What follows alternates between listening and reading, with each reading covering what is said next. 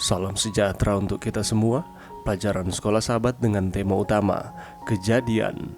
Pelajaran ke-11, Yusuf Ahli Mimpi. Rabu 8 Juni, Yusuf seorang budak di Mesir. Kita sekarang mengambil alur cerita Yusuf yang telah diinterupsi oleh insiden Tamar. Yusuf sekarang bekerja sebagai budak untuk kepala pengawal raja yang bertanggung jawab atas penjara untuk pejabat kerajaan. Bacalah Kejadian 39, mengingat contoh Yusuf yang bekerja sebagai manajer di bawah Potifar. Faktor apakah yang menyebabkan kesuksesan tersebut? Dengan serta-merta, Yusuf dicirikan sebagai orang yang sukses. Dia begitu baik dan tuannya begitu mempercayainya, sehingga segala miliknya diserahkannya pada kekuasaan Yusuf dan bahkan menjadikannya kuasa atas rumahnya. Namun, kesuksesannya tidak merusak Yusuf. Ketika istri Potifar memperhatikannya dan ingin tidur dengannya, Yusuf dengan tegas menolak dan lebih memilih untuk kehilangan pekerjaan dan kesejahteraannya daripada melakukan kejahatan yang besar ini dan berbuat dosa terhadap Allah. Wanita itu yang dipermalukan oleh penolakan Yusuf melaporkan secara tidak benar kepada para pelayannya dan suaminya bahwa Yusuf ingin memperkosanya. Akibatnya, Yusuf dijebloskan ke penjara. Di sini Yusuf mengalami apa yang kita semua alami, rasa ditinggalkan oleh Tuhan meskipun juga di saat yang sulit ini, Tuhan menyertai Yusuf. Akhirnya Tuhan bertindak dan dia membawa dampak terhadap hubungan Yusuf dengan petugas penjara. Di sini juga, seperti di rumah majikannya, Tuhan memberkati Yusuf. Dia jelas seorang pria yang berbakat, dan meskipun keadaannya bahkan lebih buruk sekarang, bagaimanapun sebelumnya dia masih seorang budak. Dia berusaha untuk membuat yang terbaik. Apapun bakatnya, ayat tersebut menjelaskan bahwa pada akhirnya hanya Tuhan yang memberinya kesuksesan.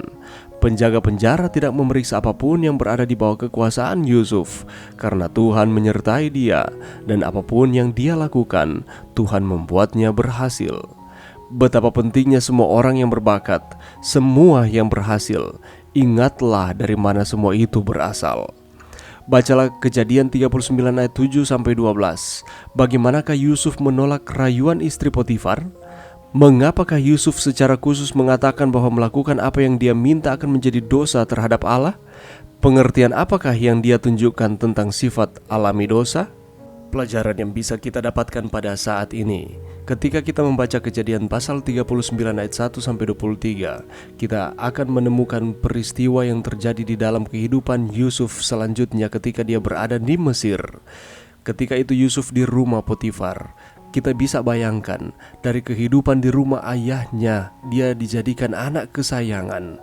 Tetapi sekarang Yusuf tidak lagi di zona nyamannya, tetapi sebaliknya, dia sekarang menjadi budak ketika dijual kepada Potifar. Dan diperkirakan bahwa Yusuf ada di rumah Potifar kurang lebih selama 10 tahun. Itulah sebabnya ini sangat berguna bagi kehidupan Yusuf, di mana ia bisa mengenal cara hidup dari orang-orang Mesir.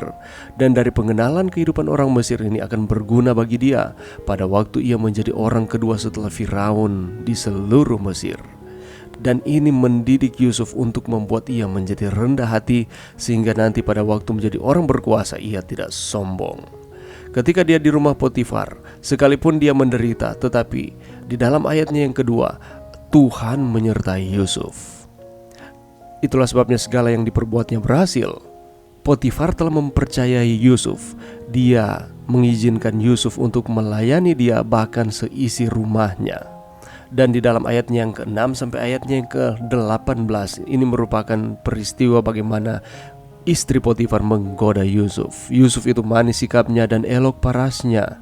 Istri dari Potifar itu tertarik kepada Yusuf dan mengajak Yusuf untuk melakukan hubungan yang seharusnya tidak dilakukan. Tetapi apa respon dari Yusuf? Di ayat 8 dan 9, Yusuf menolak dengan alasan bahwa kepercayaan dan kebaikan Potifar kepadanya tidak layak dibalas dengan pengkhianatan, dengan melakukan hubungan yang tidak seharusnya. Dan itu merupakan kejahatan atau dosa yang besar, yakni dosa terhadap Allah. Istri Potifar memaksa, tetapi Yusuf tetap menolak, bahkan ia lari.